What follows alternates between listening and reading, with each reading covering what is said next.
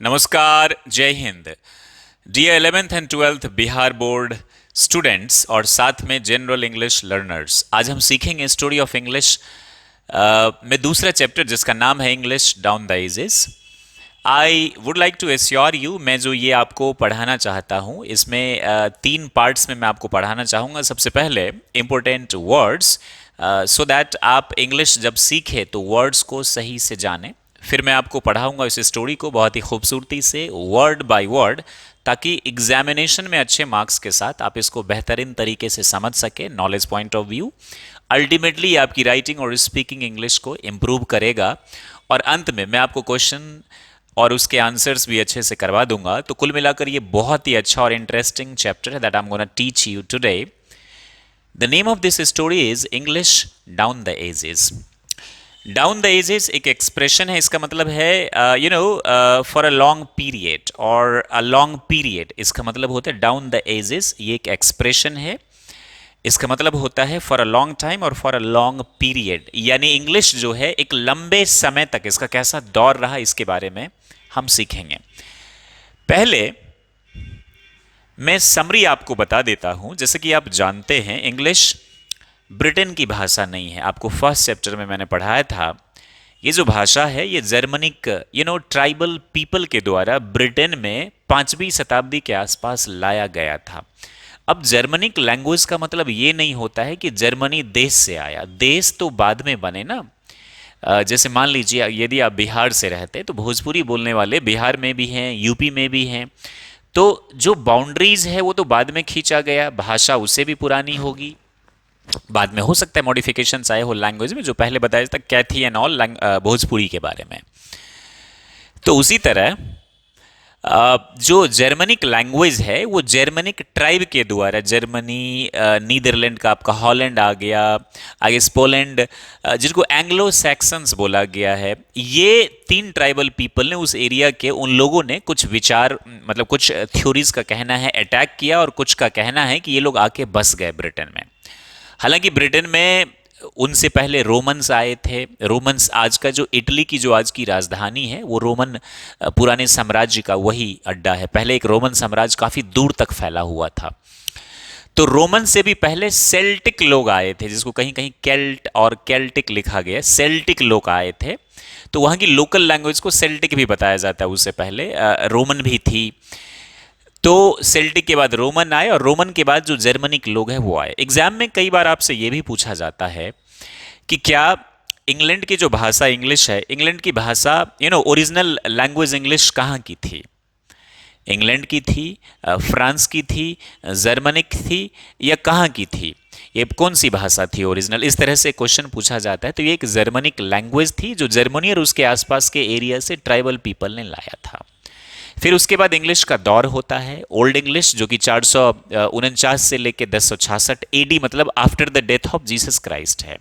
फिर मिडिएबल इंग्लिश यानी middle English आपका होता है 1150। उसके बाद कुछ समय तक वो ब्लैंक रहा था इस पे, जब नॉर्मन कॉन्क्वेस्ट हुए थे ना, जो फ्रांस के कुछ राजाओं ने किया था हमला। 1150 के बाद 1500 तक मिडिएबल इंग्लिश, और फिर उसके बाद जो है वो मॉडर्न इंग्लिश का दौर आता है। इस दौरान इंग्लिश ने बहुत तकलीफें झेली। एक डार्क युग भी कहा जाता है जो ओल्ड इंग्लिश है उसको। काफ़ी, इसको कोई कोर्ट पैट्रोनेज नहीं था, यानी कोर्ट का संरक्षण नहीं था। बहुत सारी चीज़ें हुई, लेकिन एक अच्छी बात जो निकल कर आती है इंग्लिश के साथ, कि इंग्लिश ने बहुत कुछ को झेला। हालांकि इंग्लिश के बारे में मैं आपको बता दूं कि ये है तो जर्मनिक लैंग्वेज, लेकिन ये इंडो यूरोपियन भाषाओं से ताल्लुकात ये रखती है। इंडो यूरोपियन का मतलब जो भारतीय उपमहाद्वीप में थी, जो संस्कृत आप जिसको कहते हैं, और यूरोपियन जैसे लैटिन, ग्रीक, इन सब भाषाओं का मिश्रण है। वो जर्मनिक है, सेल्टिक है, लैटिन जर्मनिक है, सेल्टिक है, और फिर उसी जर्मनिक से क्या निकल कर आई? इंग्लिश। अब इंग्लिश में भी हर लैंग्वेज की भाषाओं को, मतलब वर्ड्स को समागम किया। जैसे लैटिन को भी लिया, फ्रेंच, वर्ड्स 1000 से भी ज्यादा लिए गए। इंग्लिश के बारे में कहा जाता है all the words in English are borrowed from French, but the name of language is English. तो ये कहाँ से? फ्रेंच से भी आई, जर्मनिक से भी आई, लैटिन से भी आई, ग्रीक से भी आई, और पीछे जाएं तो इंडो यूरोपियन लैंग्वेज का ये है ये फैमिली का समूह। तो इंग्लिश ने अडॉप्ट किया चीज़ों को इस दौर में, इस ओल्ड में, मिडिएबल में और मॉडर्न में। हम जो इंग्लिश जानते हैं, न्यू इंग्लिश जिसको कहा जाता है, इंग्लिश तो लैंग्वेज होता है और उसमें कई सारी चीज़ें जुड़ के आ गई, अलग अलग लैंग्वेजेस, वो मॉडर्न इंग्लिश है जो हम लोग जानते हैं। तो बाद में ये उभर कर आया, चूंकि साइंस की लैंग्वेज, टेक्नोलॉजी की लैंग्वेज, पॉलिटिक्स की भाषा, बिजनेस की भाषा ये बन गई, और चूंकि ये रूलर्स की लैंग्वेज थी, इस वजह से ये क्या हुआ, ये निखर के आया, और आज ये एक साइबर स्पेस में भी अच्छी स्क्रिप्ट के साथ ये आ चुका है। Normal people at large they talk in English, और इस तरीके से इंग्लिश का एक अच्छा दौर रहा। अब मैं आपको पहले वर्ड्स बता देता हूं, फिर I would like to teach you the story, और फिर क्वेश्चन आंसर। ये वर्ड्स फटाफट मैं आपको बता देता हूं, आप इसके स्क्रीनशॉट भी ले लीजिए फटाफट। Very good. ग्लोबलाइज्ड वर्ल्ड का मतलब होता है वैश्विक दुनिया, ग्लोबलाइजेशन, वैश्वीकरण। इंप्रेशन का मतलब होता है धारणा या प्रभाव। Please don't give a wrong impression, गलत प्रभाव मत छोड़े, गलत धारणा प्रभाव ना छोड़े। ऑल ओवर का मतलब हर जगह या सर्वत्र। ऑल ओवर द वर्ल्ड का मतलब पूरी दुनिया में। जो इंपॉर्टेंट वर्ड्स है वो मैं आपको बता रहा हूं। मैंडारिन ये चाइनीज लैंग्वेज है, भाषा है, जो तकरीबन 87 करोड़ से भी ज्यादा लोगों के द्वारा ये बोली जाती है, जो कि दुनिया की नंबर 1 लैंग्वेज है बोलने के मामले में। मोस्ट पॉपुलर इंग्लिश है, तकरीबन 30-35 करोड़ लोग बोलते हैं, और तीसरे नंबर पे बोलने के मामले में हिंदी आता है, ये मैंडारिन। अप्रॉक्सीमेटली का मतलब होता है बाबू लगभग, वर्ड्स के साथ याद कर लीजिए, इन प्रॉपर लेटर्स के साथ, स्पेलिंग के साथ। डिस्टिंक्शन का मतलब विशेष या सम्मान, विशेष सम्मान या गौरव। ही गॉट डिस्टिंक्शन, बोलते हैं ना एग्जाम में जो स्टूडेंट्स होते हैं बोलते हैं ना, he got distinction in that particular subject. इसका मतलब उसको क्या मिला, विशेष सम्मान मिला या गौरव। Presence in all over the world, यानी पूरी दुनिया में उपस्थिति। The presence of English is in all over the world, यानी अंग्रेजी भाषा की जो उपस्थिति है वो कहाँ है, पूरी दुनिया में है। बोलने की भी कोशिश करें। फील का मतलब महसूस करना या मानना, फील का पास्ट क्या होता है, फेल्ट। स्टोरी में ऐसा ही होगा, feel, felt, felt. Surprising fact, आश्चर्य, wow it's surprising fact. The surprising fact is that, इस तरीके से हम यूज करते हैं बाबू। Familiar, he is familiar to me, परिचित या जान पहचान का। He is my means close relative, I am familiar to him और he is familiar to me. Century, शताब्दी, 100 साल को एक साथ क्या बोलते हैं बाबू, सेंचुरी। मोर एवर, इसके अलावा। एक्सप्रेशन, अभिव्यक्ति, look at his expression, you have to express it properly. Genre, इसको हम क्या पढ़ेंगे, जॉनरे, जॉनरे या जॉनरा, कुछ लोग जॉनरा भी बोलते हैं, जॉनरे, जॉनरा। प्रकार या विधि, शैली, बोलते जॉनरा ऑफ इंग्लिश, उसकी क्या विधि है, क्या शैली, लिटरेचर की क्या जॉनरा है। कंसीडर्ड, माना, कंसीडर का मतलब होता है मानना। Let's consider the fact, fact को हम क्या करते हैं, कंसीडर। कंसीडर्ड मीन्स माना, पास्ट है ये बाबू, V2। मास्टर का मतलब जानकार, पंडित, स्वामी, मालिक भी होता है। मास्टर का मतलब कुवाड़ा, लड़का भी होता है, उस्ताद भी होता है। पंडित यानी ज्ञानी, स्वामी जानकार, ये सब हो गए। रेलिवेंट, उपयुक्त या अनुरूप। It's not relevant to you, यह आपके लिए उपयुक्त नहीं है, it's not relevant in that context. Literacy, literary, साहित्यिक या साहित्य, लिटरेरी।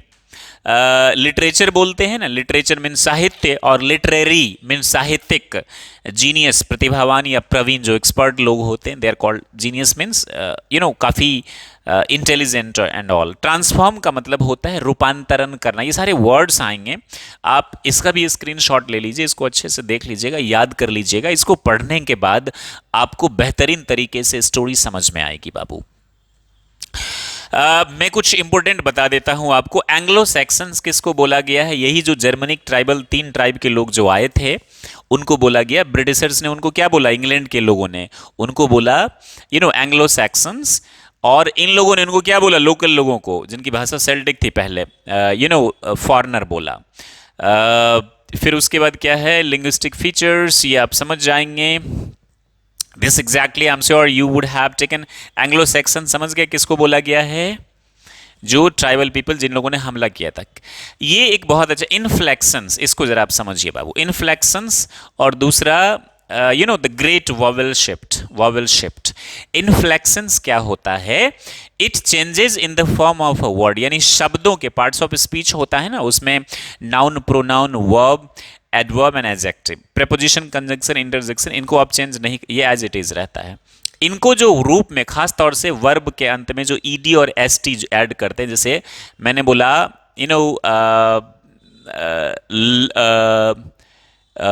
लर्न, इसका पास्ट क्या हो गया, लर्नेड। लर्न या लर्नेड, ईट, एट, ईटेन। यानी ओल्ड इंग्लिश का जो दौर था ना बाबू, उसमें चेंजेस आए थे इंग्लिश के वर्ड्स में। इसको कहते हैं it changes in the form of a word to refer different attributes of the word, यानी वर्ब के अलग अलग गुणों को बताना, उसी को हम कहते हैं इन्फ्लेक्शंस। अभी और मैं आपको बेहतरीन तरीके से बता दूंगा, इंग्लिश में काफ़ी अच्छी, इसके बिना आपको ये चैप्टर समझ में नहीं आएगा। कैरेक्टराइज्ड बाय इन्फ्लेक्शन, यानी शब्दों के रूप में परिवर्तन, ये कब हुआ था, किस दौर में? ओल्ड इंग्लिश में। ये पूछी भी जाती है आपको। दूसरा, द ग्रेट वॉवेल शिफ्ट, ये जान लीजिए क्या होता है। दरअसल मीडिएबल इंग्लिश में, ओल्ड इंग्लिश में क्या था? इन्फ्लेक्शंस हुआ, कैरेक्टराइज्ड बाय इन्फ्लेक्शंस, यानी वर्ड शब्दों में चेंजेस आए। और मीडिएबल इंग्लिश खास तौर से जब प्रिंटिंग प्रेस का इन्वेंशन हुआ 1476 के बाद। आई एम श्योर आप समझ पा रहे हैं इस बात को। जब इन्वेंशन हुआ था प्रिंटिंग प्रेस का, उसके बाद जो है द ग्रेट वॉवेल शिफ्ट, यानी कि जो बड़े बड़े शब्द थे ना, उसमें काफ़ी चेंजेस आए, वॉवेल में जो है वो चेंजेस आए, काफ़ी चेंजेस आए वॉवेल में। अब जैसे देखिए क्या ग्रेट वॉवेल शिफ्ट में क्या हुआ, क्या चेंजेस आए। जैसे कि मैं बोलता हूँ कैन नॉट, तो can NOT not, O vowel है तो इसको ऐसे कर दिया CANT, कांट। आई विल, तो इसको क्या कर दिया आइल। ये सब इसको क्या बोलते हैं? Great vowel shift. खास तौर से प्रिंटिंग प्रेस जब आया था 1476, यानी ये दौर था मीडिएबल इंग्लिश का, तो यहाँ वॉवेल शिफ्ट हुए थे। अब देखिए डार्ट, डेट को पहले क्या बोला जाता था? Dart. What's the dart today, तो इसको क्या कर दिया date.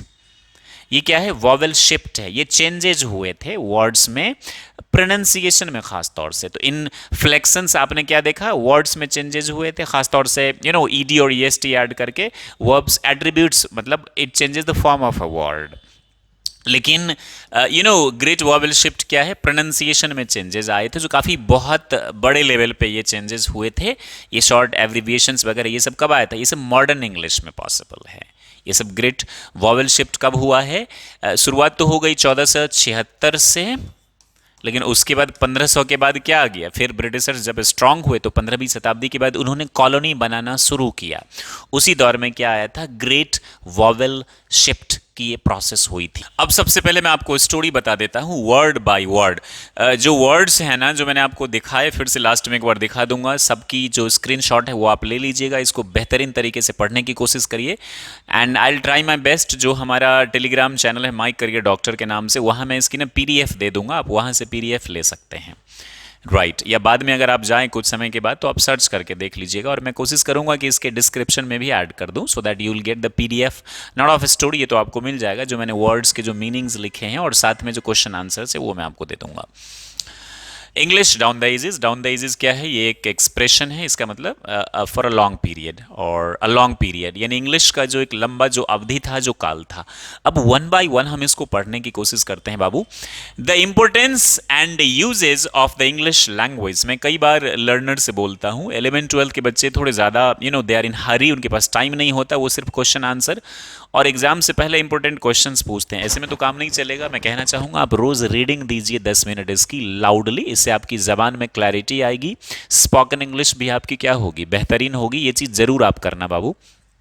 This will help you a lot to understand English in a better way. Right. जहाँ पर आपका फुल स्टॉप हो वहाँ 1 से 2 सेकंड तक रुकना है, जहाँ कॉमा हो वो आधे से 1 सेकंड तक आपने रुक रुक कर पढ़ना है, बहुत बेहतरीन तरीके से। कैसे देंगे रीडिंग मैं आपको बता देता हूँ। The importance and usages of the English language in our modern and globalised world creates the impression that it is the language spoken by the maximum number of people or all over the world. Full stop है, रुकेंगे 1 से 2 second. However, it is interesting to know that Mandarin Chinese is spoken by approximately 873,000. It means it is 7, crore 3 lakh people, once tens, 100, 1,000, 10,000 lakh, 10 lakh, 30 lakh people holds this distinction. English is spoken about 30 crore 9 lakh people. Though it is language which has its presence in all parts of the world and its power is felt the world over. तो आप जब इसकी reading देंगे ना रोज 10 से 15 minute, तो आपकी clarity बेहतरीन होगी और कहीं ना कहीं स्पोकन इंग्लिश में भी आपको मदद करेगा। Let's focus the importance and usages of the English. Importance का मतलब क्या होता है बाबू? महत्व। और यूजेज का मतलब क्या होता है? प्रयोग। यानी the importance and usages of the English, English का महत्व और प्रयोग, लैंग्वेज यानी इंग्लिश भाषा का, क्या है? English language in our modern and globalized world, ये हमारे जो आधुनिक है और जो वैश्विक दुनिया है, वैश्विक का मतलब, ग्लोबलाइज्ड का मतलब connected with each other, is it true? Globalised world का मतलब कनेक्टेड विथ, एक दूसरे से क्या है, जो कनेक्टेड है तो उसको हम क्या बोलते हैं? The world is a global village बोलते हैं ना, we are connected. and especially when the internet has come into picture, or communication has become strong, and it's possible just because of language, just because of communication by road, by air, by calling and all. Once again I'm telling you the importance and uses of the English language in our modern and globalized world, यानी आधुनिक और जो वैश्विक दुनिया है, ये शुरुआत में ही वर्ड था। क्रिएट का मतलब होता है बाबू पैदा करना। क्या मतलब होता है? रिपीट आफ्टर मी, पैदा करना। तो क्रिएट्स थर्ड पर्सन सिंगुलर है ना, इंग्लिश लैंग्वेज है सब्जेक्ट, तो क्या हो जाएगा? Creates the impression. इंप्रेशन का मतलब होता है प्रभाव, इसने अपना जो प्रभाव जो है क्रिएट किया, create the impression that it is the language spoken by the maximum number of people all over the world. अब फिर से इसको समझिए, तोड़ तोड़ कर हम समझते हैं। The importance and usages of the English language in our modern and globalised world, यानी इंग्लिश भाषा का जो महत्व है हमारे आधुनिक और वैश्विक दुनिया में, वो क्या क्रिएट करता है, कैसा इंप्रेशन क्रिएट करता है? की, दैट मीन्स यहां क्या हो गया बाबू? की। इट इज द लैंग्वेज, यह एक भाषा है, spoken by the maximum number of people all over the world, कि ये एक ऐसी भाषा है जो मैक्सिमम, ज्यादा से ज्यादा लोगों के द्वारा क्या की जाती है, बोली जाती है। ऐसा एक इंप्रेशन क्रिएट किया गया हमारे आधुनिक दुनिया और इस वैश्विक दुनिया में। आधुनिक मॉडर्न एंड ग्लोबलाइज्ड, आधुनिक और वैश्विक दुनिया में ऐसा एक एक्सप्रेशन, जो प्रभाव है, वो क्या किया गया है? क्रिएट किया गया है। बट ये सच नहीं है all over the world. However, हालांकि, कॉमा है, it is interesting to know that, हालांकि ये काफी दिलचस्प है। इट इज इंटरेस्टिंग का मतलब क्या है? यह दिलचस्प है, रोचक है। इंटरेस्टिंग का मतलब दिलचस्प और रोचक। दैट मैंडारिन, चाइनीज, ये मैंडारिन कहां की भाषा है? चाइना की। Spoken by, is it visible properly? Spoken by approximately once, tens, 100, 1000, 10,000, lakh, 10 lakh, crore, 10 crore, 87 crore 30 lakh people holds this distinction। यानी ये जो विशिष्टता है, ये जो विशेष गौरव है, ये बोलने का कितने कितने लोग ये भाषा यूज करते हैं? मंदारिन 87 करोड़ 30 लाख, 1 10 100 1000 10,000 लाख 10 लाख, 87 करोड़ 30 लाख लोगों के द्वारा कौन सी भाषा बोली जाती है? Chinese Mandarin. कहने का मतलब English is not number one language, so number one language is Chinese Mandarin. ये ऑब्जेक्टिव में भी पूछेगा, is English highest spoken language in the world? The answer is no. The highest spoken language, I mean people at the highest, I mean large level, mandarin language speak approximately 87 crore 30 lakh लोगों के द्वारा। Figure भी आपको याद रहेगा, एक objective question out. English is spoken by about 1 10 100 1000 10,000 lakh 10 lakh crore 10 crore 30 crore 1 10 100 1000 10,000 lakh 10 lakh 90 lakh people, यानी 30 करोड़ 90 लाख लोगों के द्वारा क्या बोली जाती है बाबू? इंग्लिश। यानी English is spoken by about 30 crore 90 lakh people, दो इट इज अ लैंग्वेज। हालांकि, दो का मतलब क्या होता है? लिख लीजिए, हालांकि it is a language which has its presence in all parts of the world. ये एक ऐसी भाषा है जिसकी जो उपस्थिति है, presence in all parts of the world, जिसकी उपस्थिति कहां है? पूरी दुनिया में है। And it's power is felt, and it's power is felt the world over, और इसकी जो ताकत है, इसकी जो शक्ति है, जो आप देख सकते हैं पूरी दुनिया पर, इसका क्या है? राज है इंग्लिश का। It's true. Hindi is the third in terms of the number of speakers, यानी बोलने वालों की अगर हम बात करें, Hindi is the third in terms of the number of speakers. बोलने वाले की बात करें बोलने के हिसाब से तो हिंदी तीसरे नंबर पे आता है इन द वर्ल्ड, यानी दुनिया में।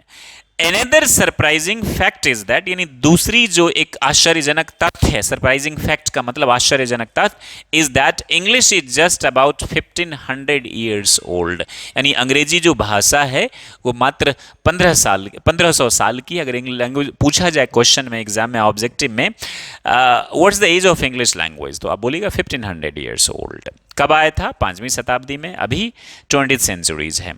And the language we are familiar with, और आज जिस इंग्लिश से हम फैमिलियर, इंग्लिश है तो 1500 साल पुरानी, लेकिन हम किस इंग्लिश भाषा से फैमिलियर, उस 1500 साल पुरानी वाली से तो नहीं है, हम मॉडर्न इंग्लिश से फैमिलियर हैं। तो उसका 5 सेंचुरी भी नहीं हुआ है, क्योंकि मॉडर्न इंग्लिश का दौर कब से है? 15वीं शताब्दी के बाद से है। Getting this? एंड अब क्या है हिंदी, हाँ, right. Another surprising fact is that English is just about 1500 years old, and the language we are familiar with is, जिस भाषा से हम लोग familiar हैं, less than 5 centuries old. वो कितनी पुरानी है? 500 साल ही। आप बोलेंगे सर इंग्लिश, अभी तो आपने बोला 1500 साल। तो बाबू इंग्लिश के 3 पीरियड हैं, मॉडर्न, सॉरी, पहला क्या है?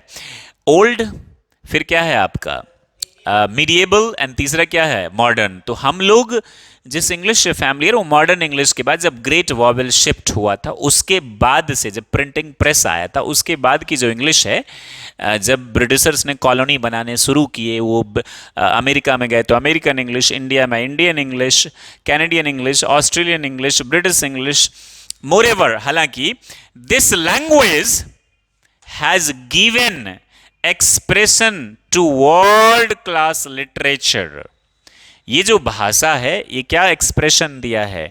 To the world class literature in all genres, यानी हर शैली में इस भाषा ने वर्ल्ड क्लास लिटरेचर दी है। जॉनरे मीन्स शैली, स्टाइल जो होता है लिखने का। अब देखिए शेक्सपियर, वर्ड्सवर्थ, ये राइटर्स के नाम हैं, Milton and many others are still considered the greatest masters। ये जो लोग हैं ना, शेक्सपियर वगैरह, ये मॉडर्न इंग्लिश के दौर में आते हैं। मीडिएबल इंग्लिश में जैसे जियोफ्री चॉसर वगैरह जो आते हैं, ये मीडिएबल इंग्लिश में आते हैं। तो एक चीज़ और बोला गया इंग्लिश में, जो मीडिएबल इंग्लिश में ग्रेट वॉवेल शिफ्ट हुआ, उसके बाद चेंजेज शुरुआत हो गए, मॉडर्न इंग्लिश में बहुत सारे चेंजेज हो गए। तो जो शेक्सपियर वाली इंग्लिश, कई बार कॉमेंट भी किया जाता है, जो इंग्लिश थी वो किसको समझ में नहीं आती? जॉफरी चौसर साहब को, और जॉफरी चौसर साहब की इंग्लिश शेक्सपियर साहब को, क्योंकि दोनों में क्या हो गए थे? चेंजेस हो गए थे। और हम लोग तो मॉडर्न इंग्लिश को जानते हैं, इसीलिए हम लोग ये लिखा गया 500 साल से। Shakespeare, Wordsworth, Milton and many others are still considered the greatest masters of their art and are relevant for their ideas and literary genius. और ये सारी किसके लिए? उनके जो आइडियाज, मैंने बोला ना, they were greatest artist because they means brought a lot of improvements in English, they brought new ideas, they added new words, this is why they are called, तो relevant for their ideas and literary genius, और their art and relevant, उनके जो कला जो उन लोगों ने develop किया, relevant for their ideas and literary genius, साहित्यिक रूप से जीनियस का जो काम इन लोगों ने किया था उसके बारे में कहा जा रहा है। The following facts will enable you, ये जो तथ्य है, जो तथ्य आपने देखे, enable you to understand the reasons, ये आपको इस लायक बनाएगा कि आप उन कारण को समझ जाए, which have transform का मतलब रूपांतरण करना। इंसान की ट्रांसफॉर्मेशन होती है जब उसकी सोच बदलती है, ऊपर से नहीं। तो इन्होंने क्या किया? which have transformed the once humble east Midland dialect. देखिए यहां इंग्लिश को क्या बोला गया? डायलेक्ट। शुरुआती दौर में इंग्लिश एक डायलेक्ट ही था। डायलेक्ट का मतलब बोली, जिसका कोई ग्रामर नहीं होता है। 5वीं शताब्दी में जब जर्मनिक ट्राइबल पीपल आए थे तो उन्होंने एक डायलेक्ट ही लाया था। बाद में क्या हुआ कि इंग्लिश में चूंकि फ्रांस ने भी राज किया तो फ्रेंच लैंग्वेज आके मिल गई, लैटिन मिल गई, रोमन मिल गए, सेल्टिक तो थे ही पहले से। तो ये सब मिलके क्या हुआ? एक नई चीज डेवलप हुई बाबू। तो ये कहाँ की डायलेक्ट थी? ईस्ट मिडलैंड, ये लिख लीजिएगा, ईस्ट मिडलैंड। आज का जो इंग्लैंड है इसके 9 रीजन्स हैं, 9 एरिया क्षेत्र है, उनमें से एक एरिया को क्या बोलते हैं, ईस्ट मिडलैंड, जहां से ये डायलेक्ट उभर कर इंग्लिश के रूप में इवॉल्व हुई थी। लैंग्वेज में भी पूछा जाएगा क्या कि इंग्लिश एक समय में एक ईस्ट मिडलैंड हम्बल डायलेक्ट थी? Answer is yes, true. समझ में आ रही है बात आपको? ईस्ट मिडलैंड कहां पर है? ये इंग्लैंड में एक रीजन है।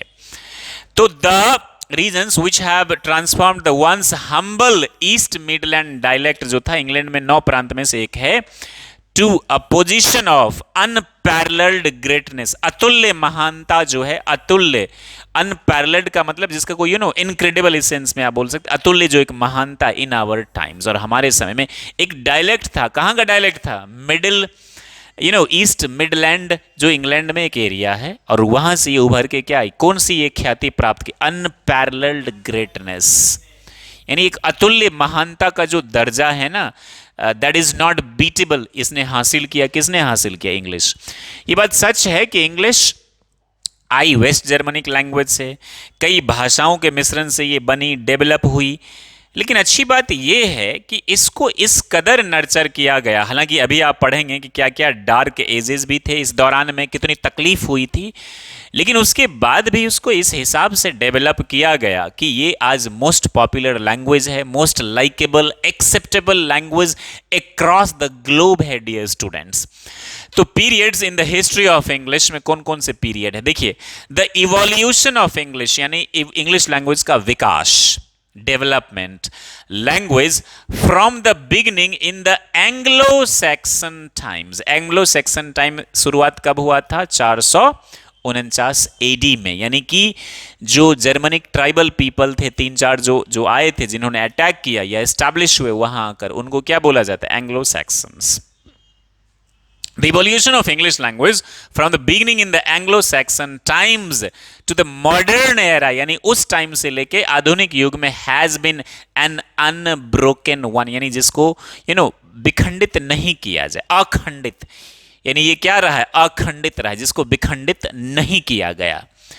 We can distinguish 3 main periods, हम कितने भाग में बांट सकते? 3 मुख्य काल है in the history and growth of the language in the following manner। पहला क्या है? Old English, OE AD, after the death of Jesus Christ, 449 से लेकर 1066 तक को दौर को क्या, इसे डार्क एज भी कहा जाता है इंग्लिश के लिए। याद रखिएगा, डार्क एज किसको कहा जाता है? 449 से लेके 1066, ये ऑब्जेक्टिव में आ सकता है।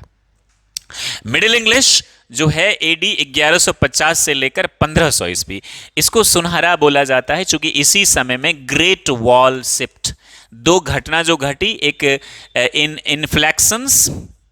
इन्फ्लेक्शन जिसमें वर्ड्स में चेंजेज आए, समझ रहे हैं आप, वो कब हुआ था? ओल्ड इंग्लिश के पीरियड में। और ग्रेट वॉवेल शिफ्ट कब हुआ था?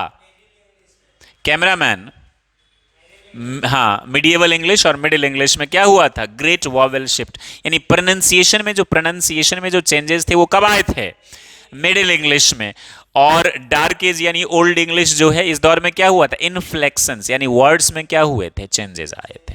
बात आ रही है समझ में? डार्क एज इसलिए कहा जाता है क्योंकि इस टाइम में कोर्ट पैट्रोनेज नहीं था।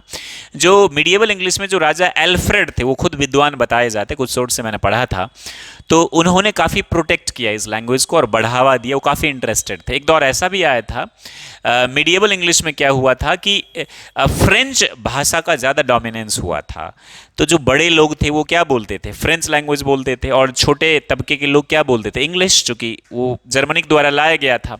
फिर बाद में ऐसा हुआ कि सभी किसकी तरफ मूव हो गए? इंग्लिश, चूंकि हो सकता है कि लोकल लोगों ने उन लोगों को फॉरेनर समझ के फ्रेंच को हिट करना शुरू किया होगा, तो उन्होंने भी कौन सी भाषा की तरफ वो हुए? इंग्लिश की तरफ मूव हुए। उसी को बोले थे ग्रेट वॉवेल शिफ्ट के कई सारे रीजन है जो हम जानेंगे। और मॉडर्न इंग्लिश का पीरियड कम है 15। मॉडर्न में भी एक न्यू इंग्लिश आता है। 19वीं शताब्दी के बाद कौन सी इंग्लिश आती है? New English. मॉडर्न पीरियड कब शुरू हुआ? 1500 के बाद।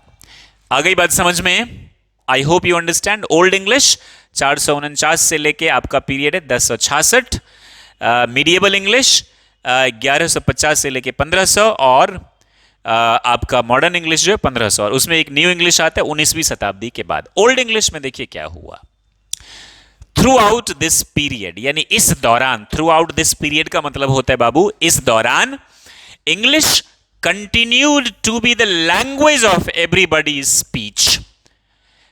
इस दौरान में क्या हुआ था, अंग्रेजी जो है वो क्या जारी रखा आपने, language of everyday speech of the common mass. Common mass का मतलब होता है आम आदमी के लिए इंग्लिश क्या था, एवरीडे स्पीच का मतलब हो गया दैनिक भाषा।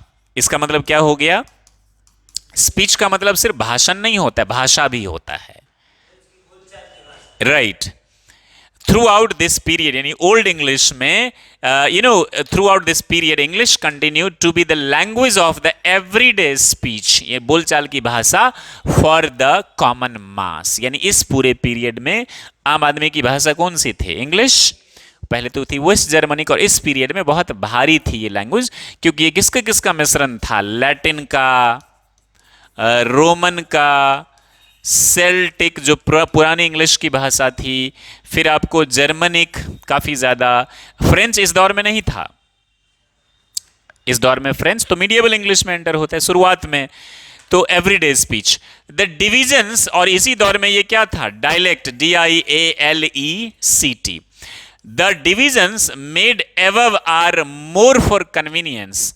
The divisions made above are more for convenience, but it is possible to distinguish certain linguistic features in each of these periods।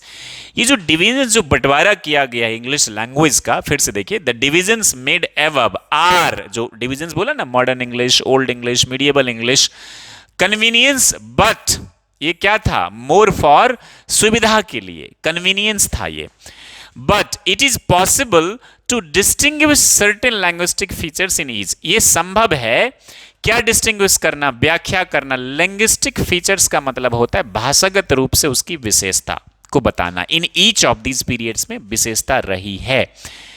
The old English period is characterized by inflections, यहीं पे वो चीज है। ओल्ड इंग्लिश किस चीज को विशेष रूप से विशेष मतलब विशेष अधिकार है, कैरेक्टराइज्ड बाय इनफ्लेक्शंस। इनफ्लेक्शंस का होता है वर्ड में चेंजेस, खास तौर से ईडी, जैसे रीड, ये तो नहीं होगा, जैसे कम, केम, कम, ये जो वर्ब के जो अलग अलग फॉर्म्स आए, ये नंबर के हिसाब से भी, जेंडर के हिसाब से भी। हालांकि मैं अगर इन्फ्लेक्शन से डिस्कस करूं तो काफी टाइम लग जाएगा, शॉर्ट में आप समझिए कि शब्दों को उसके गुण के हिसाब से अलग अलग उसको बनाना। जैसे आपने ले लिया रीच, वर्ब है ये, इसका पास्ट क्या हो जाएगा, रीच्ड, और V3 भी क्या हो जाएगा, पास्ट पर रीच्ड। इसी को कहते हैं इनफ्लेक्शंस। तो ओल्ड इंग्लिश का जो पीरियड है वो क्या कैटेगराइज्ड हुआ है, this has been categorized by inflections, categorized by inflections. I hope you are getting this, right? You are getting this by inflections. Gradually over a period of time, यानी समय के साथ, these inflections were found to have been labeled, यानी ये जो शब्दों में जो बदलाव आए थे, it changes the form of verb to change its attributes, यानी शब्दों के जो बदलाव आए थे वो क्या हुए थे, were found to have been labeled। वो एक मतलब इसमें क्या हुए, मिल गए, एडजस्ट कर लिया अपने आप को। Literature produced during the age was not of much significance, यानी इस दौरान जो लिटरेचर, जो साहित्य जो प्रोड्यूस हुई, जो आई, वो बहुत ज्यादा सिग्निफिकेंस, उसका महत्व नहीं था। क्यों नहीं था, क्योंकि डार्क एज था, उतना प्रमोट नहीं किया गया, हुआ लेकिन उतना प्रमोट नहीं किया गया। As court patronage, court patronage का मतलब होता है अदालती संरक्षण, कोई बात हुई तो अदालत में वो जाएगी। वाज लैकिंग, लैक का मतलब होता है कमी होना, अभाव होना, किसी चीज का मौजूद नहीं होना, lacking. And the age came to be known as dark age. Dark age किसको बोला गया, old English period is known as dark age। why dark age? because lack of court patronage। हालांकि इसी दौर में क्या हुआ, इन्फ्लेक्शंस हुए, जो समय के साथ क्या हुए, लेबल्ड हो गए, मतलब वो मिल गए, उसमें वो क्या हो गए बाबू, मिल गए। समझ गए डार्क एज क्यों बोला जाता है, because of lack of court patronage, उतना ज्यादा प्रमोट नहीं किया गया। मिडिल इंग्लिश में बताया जाता है जब राजा एल्फ्रेड एंड ऑल आए थे, उन्होंने इसको उसके बाद प्रमोट किया था। अब मिडिल इंग्लिश में ही नॉर्मन कॉन्क्वेस्ट हुआ था। ये आपका जो नॉर्मन कॉन्क्वेस्ट है ये फ्रांस के राजाओं ने किया था ब्रिटेन पे उसके बाद, और वो कई सारे फ्रेंच वर्ड्स जो है वो ऐड कर दिया। इसी दौर में फ्रेंच बड़े लोग बोला करते थे, इंग्लिश छोटे लोग बोला करते थे, क्योंकि इंग्लिश वहाँ के लोकल जनजाति की भाषा थी। फिर बाद में कुछ ऐसा दौर आया हुआ होगा, डराया धमकाया गया होगा लोकल लोग, या जो भी हो रीज़न, उसके बाद क्या हुआ आपका मीन्स फ्रेंच भी इंग्लिश में आके मिल गए। पहले से क्या मिले हुए थे? जर्मनिक, लैटिन, ग्रीक, सेल्टिक, ये सब थे। फिर बाद में क्या हुए आपके फ्रेंच भी इसमें आके मिल गए, वो मीडिएवल इंग्लिश के दौर में। और यहीं पर आता है ग्रेट वॉवेल शिफ्ट का पीरियड है ये। फ्रॉम 1150 ऑनवर्ड्स यानी 1150 के बाद इंग्लिश बिगेन टू इमर्ज का मतलब होता है उभरना, अभरना लिख दिया मैंने, उभरना, as a language of literature. यानी 11वीं शताब्दी के बाद से इंग्लिश किस चीज के रूप में, बिगिन का पास्ट क्या होता है बाबू? बिगिन।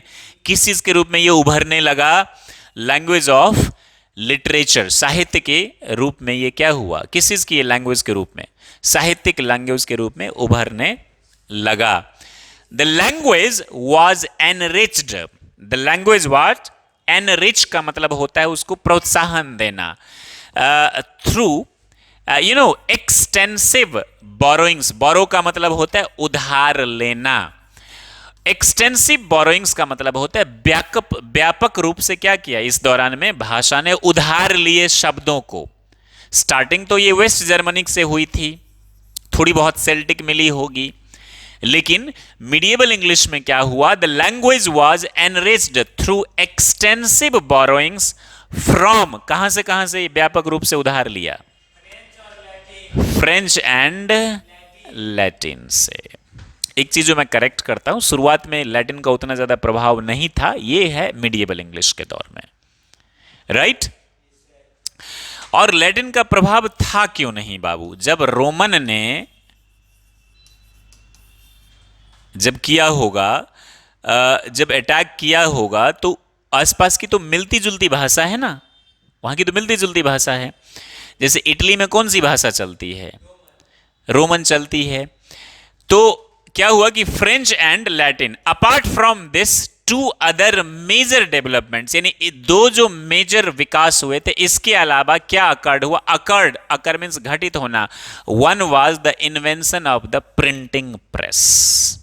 यानी मीडिएवल इंग्लिश में एक जो बहुत पूर्ण इंपोर्टेंट घटना हुई थी, वो किसकी खोज हुई थी? इन्वेंशन का मतलब खोज किस चीज की हुई थी? और ये कब की बात है? 1776। When was printing press invented? अगर क्वेश्चन आए तो क्या लिखेंगे?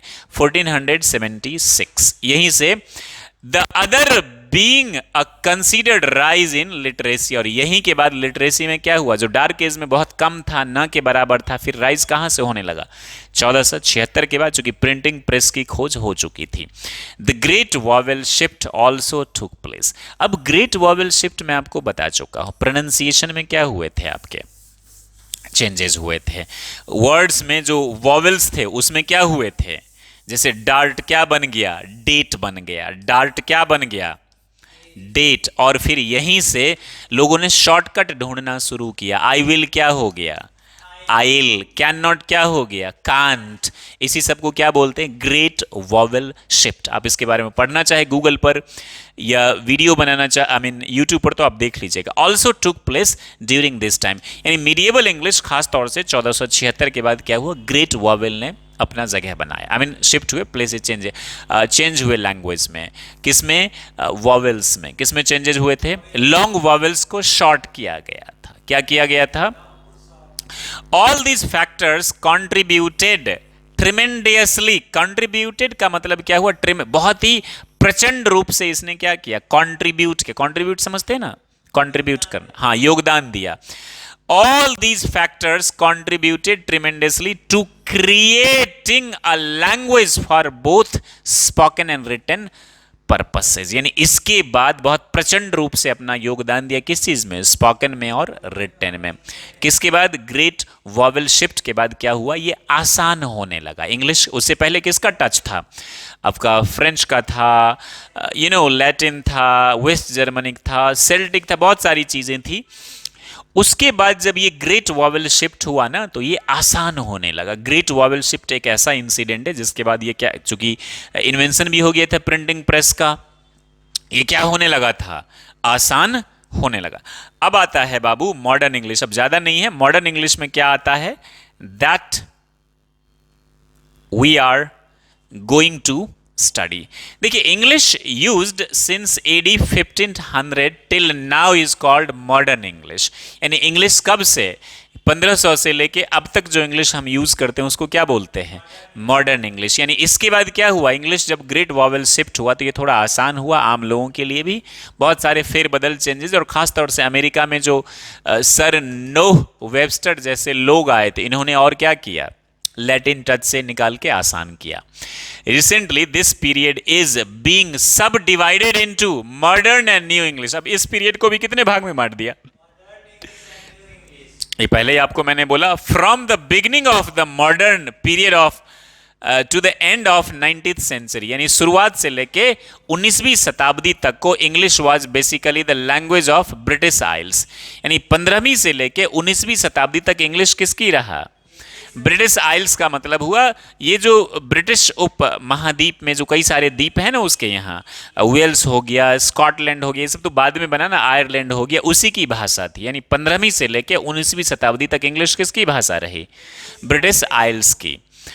With the territorial expansion of the British Empire, अब उसके बाद क्या हुआ, जो टेरिटरी होता है ना, जो सीमा होता है, उसका एक्सपेंशन किया ब्रिटिश ने of the British Empire, together with the growth of science, industry, politics and literature. इसके साथ साथ क्या ग्रोथ हुआ था, साइंस का, इंडस्ट्री का, पॉलिटिक्स का, लिटरेचर का।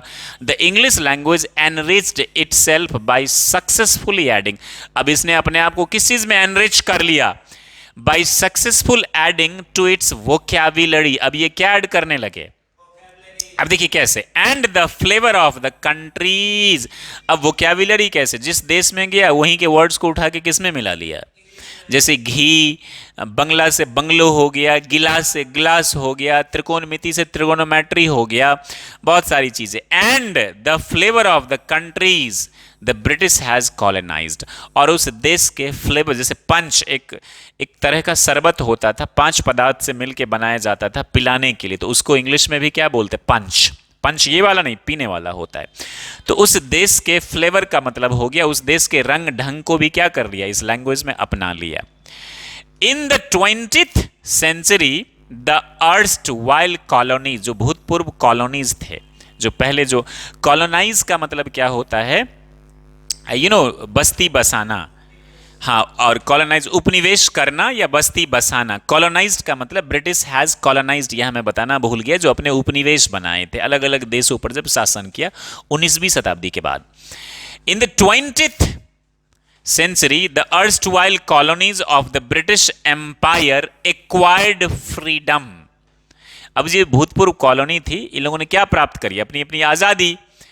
The British left the countries, British ने क्या कर दिया, देश तो छोड़ दिए, बट इंग्लिश रिमेन्ड, लेकिन ये भाषा वहीं, जैसे इंडिया में ये भाषा रह गई, अमेरिका में वो भाषा रह गई। अमेरिका से तो अंग्रेज छोड़ के नहीं गए, वो तो वहां बस गए। Hence the varieties of English have emerged, अब ये क्या उभर के आया, in different parts of the world. अब इंग्लिश की क्या हो गई, अलग अलग वेराइटीज हो, देख रहे हैं ना कैसे इंग्लिश ने अपने आप को ट्रांसफॉर्म किया, अपग्रेड किया, तभी तो सरवाइव कर रहा है, right. Some of these are America, अब इसकी क्या क्या varieties, American English, Indian English, Canadian English, etc. In simple terms, the latest period in the growth and the development of the English language may be called the era or period of new Englishes. New Englishes का मतलब English का plural तो नहीं होता, लेकिन यह English का मतलब लैंग्वेज हो गया। न्यू इंग्लिशेज का मतलब इंडियन इंग्लिश अलग हो गया, ब्रिटिश इंग्लिश अलग हो गया, अमेरिकन इंग्लिश अलग हो गया, तो इनको हम क्या बोलेंगे, new इंग्लिशेज।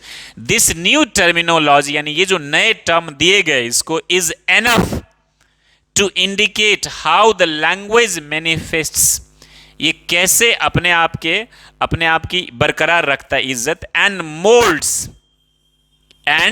Moulds to to serve the basic purpose of human communication. कैसे अपने आप को बरकरार रखता है, कैसे अपने आप को इस सांचे में ढालता है और मनुष्य की जो बेसिक कम्युनिकेशन है, वार्तालाप की, समझने समझाने को, इसको ये फुलफिल करता है।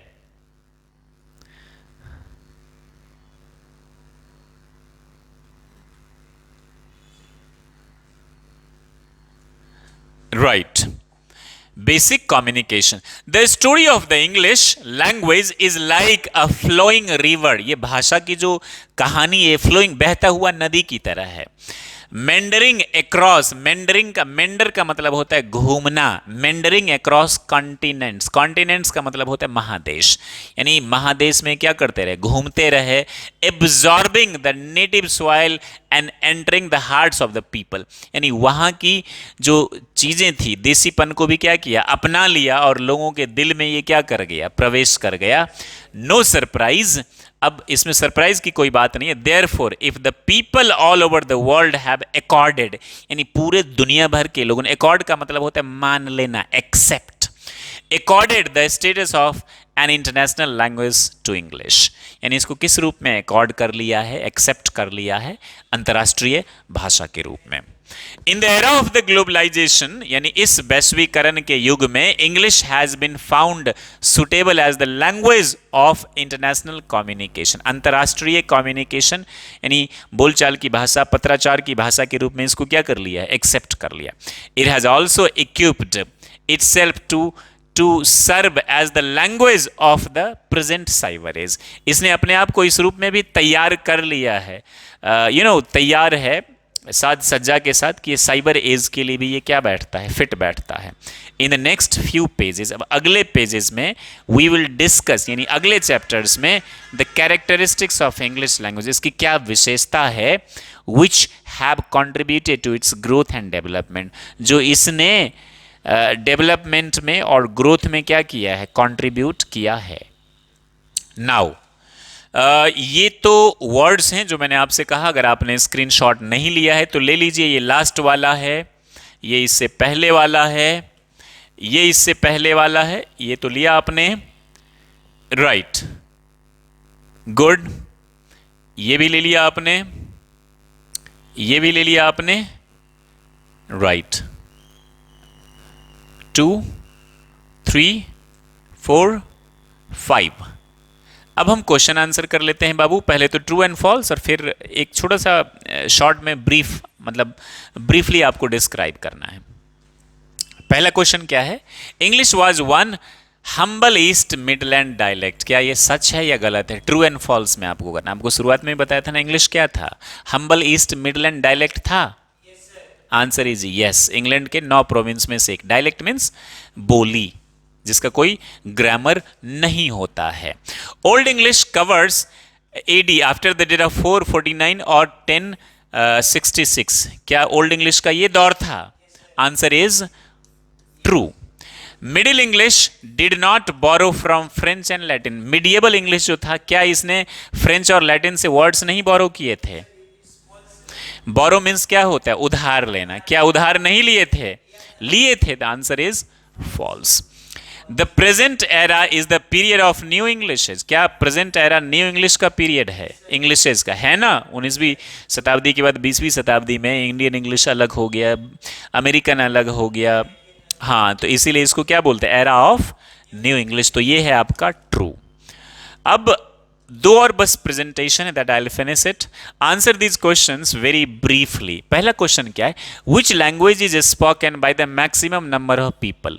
इंग्लिश, यानी सबसे ज्यादा, विच language is spoken by the maximum number of people, सबसे ज्यादा किन लोगों के, कौन सी भाषा, I mean which language is spoken by the maximum language of maximum number of people. रात के 9 बज रही है, 9:30, 9:30, कोचिंग की छुट्टी हो गई है, I have to shoot the video right now. और लाइट भी चली गई, तो AC is not working right now. Which language is spoken by the maximum number of people? तो ये है चाइनीज मैंडारिन, ये पता है आपको। नंबर 2 पे आता है English, which is most popular. Chinese mandarin की क्या है परसेंटेज? 87 करोड़ 30 लाख। और ब्रिटिश इंग्लिश की क्या है, पूरी इंग्लिश की 30 करोड़ 90 लाख। और तीसरे नंबर पे क्या है, हिंदी। याद रखिएगा फिगर।